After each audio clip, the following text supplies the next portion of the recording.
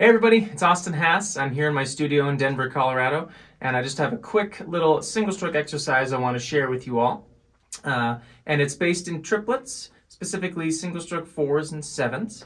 And this is going to be available on my website for free. It's www.austinhassmusic.com. Click the downloads tab and you'll find this free PDF on there, as well as several other free lessons. So I get asked on a pretty regular basis, how do I get my single strokes stronger, faster, more relaxed, more consistent, all those things. And so I was kind of thinking about this the other day and was recalling when I was a developing drummer, in middle high school years, really trying to hone in on rudiments and all that stuff. How did I get my single strokes to be what they are today? And I realized that I practiced a lot of short bursts of single strokes, specifically single stroke fours and sevens. And so if you don't know what those two rudiments are, they're number 2 and 3 on the Vic Firth rudiment poster. You could also Google them, single stroke 4 and single stroke 7.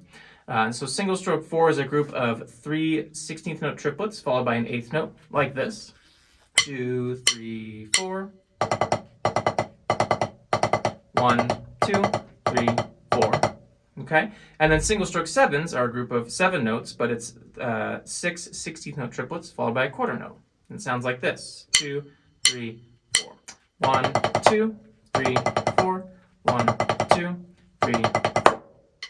So I practiced these all the time and really learned how to utilize the wrist, the fingers, and rebound.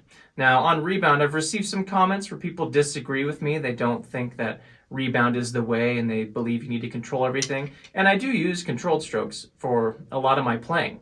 I think it's good to have both in your arsenal. And so I practiced these rudiments utilizing a lot of rebound, because if you use rebound, you're only doing half the work. You're bringing the stick down to the surface, but then the stick is doing the work to come back up. And so you can play quite quickly if you play in that manner, versus if I try to just hold the stick and wrist everything. First of all, it's not very comfortable, and you could probably injure yourself pretty easily doing that. But I lose endurance pretty quick and consistency, even if I try. It just doesn't feel right. And so utilizing rebound, it's a lot easier, a lot more effortless, and you're getting a little more. If you hold the stick in your hand, you're choking the stick. If you open it up a bit, I don't know if you can hear the difference on this pad. That's choked. Versus open, you see the sound is a lot bigger, which I think is a good thing. To get a bigger sound with less effort, yes please, right? So, we're going to be using rebound, and if you disagree with that, that's fine. But this is how I play, and this is how I teach. So this PDF, again, is on my website, austinhassmusic.com. I'm looking at it here on my monitor. And so you'll notice there's a number 1 and a number 2. And so number 1 is playing all the same lead hand. So you're playing it all right hand lead or left hand lead. I only wrote in the right hand lead sticking. Hopefully the left hand lead sticking is self-explanatory. And then number 2, you'll notice it's going to alternate each set of triplets or 16th note triplets on there. So I'll explain that one in a moment. So for the first one, what I recommend is, and you'll notice, so you'll play this number 1 straight through, but you'll see the repeats, and on those repeats, it's sort of open. So I'd recommend playing each one either 4 or 8 times, each line, each repeated section, right? Getting a lot of reps. This is also a great warm-up, so you can do it even longer if you want to get a good warm-up in. But 4 to 8 times. Right now I'll do them 4 times. And I'll go ahead and play this at 100 beats per minute. Let me just change my metronome here to 100. All right, so here's number 1, and I'll play each one 4 times. 1, 2, 3, 4. 2, 3, 4. 1, 3, 1, 2, 3,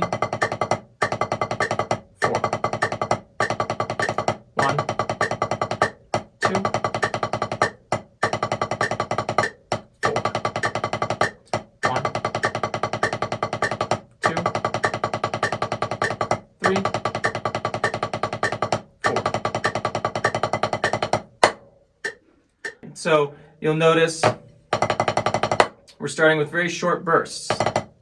In fact, the single stroke 4 itself.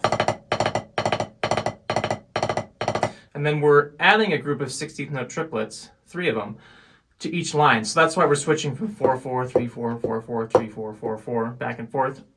It's because we're just adding that group. And so that's just how it kind of laid out. So from there, again, you can do it left-hand lead. If this is new to you, I'd recommend, even longer, think stick control, the book Stick Control, where he asks to play each one 20 times, something along those lines, to really dial in this motion. And again, you'll notice I'm using rebound. So you see those back fingers following the stick. I'm not leaving the back fingers off the stick like this. That's not what you want, because then you're going to be overcompensating on your fulcrum grip, which can cause all kinds of problems. And it's not really rebounding that much, because then you have to squeeze tighter here and the stick can't pivot in the fulcrum. So you want to allow that stick to come up on its own. And you'll notice I'm letting everything come up like this. I'm not going and playing down. Right? That'd be controlling it, which is also good. You could play it that way. But that's not what we're working on right now. We're just working on getting nice, flowing, rebounding single strokes. Okay. So again, left-hand lead is also recommended on that. I'll go ahead and play that one at 130, just so you can hear that one a bit quicker with the same lead hand on everything. 1, 2, 3, 4. 2, 3, 4. 1, 2, 3, 4. 1, 2, 3, 4. 1, 2, 3, 4. 1, 2, 3, 4.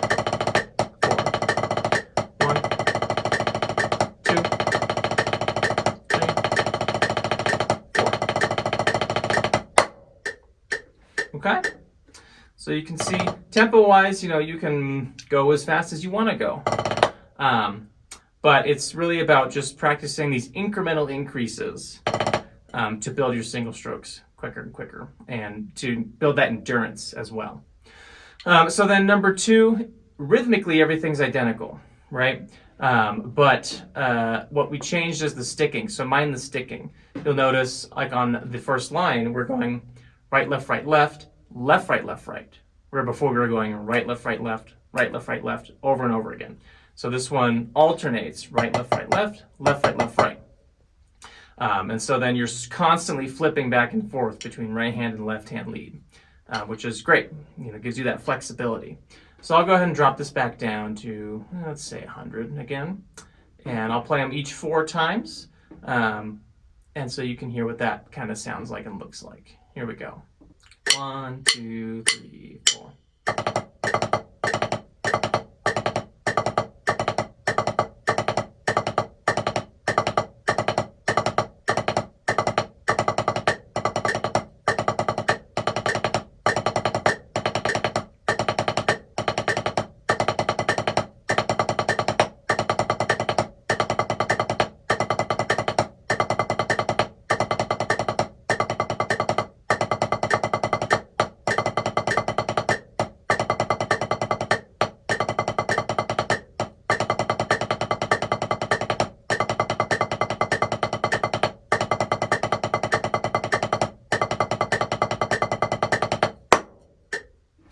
Okay, and then you'll also notice on the 1, 2, 3, 4th line down, it's that 3/4 measure where you're going 1, 2, 3, and you have the 8th notes.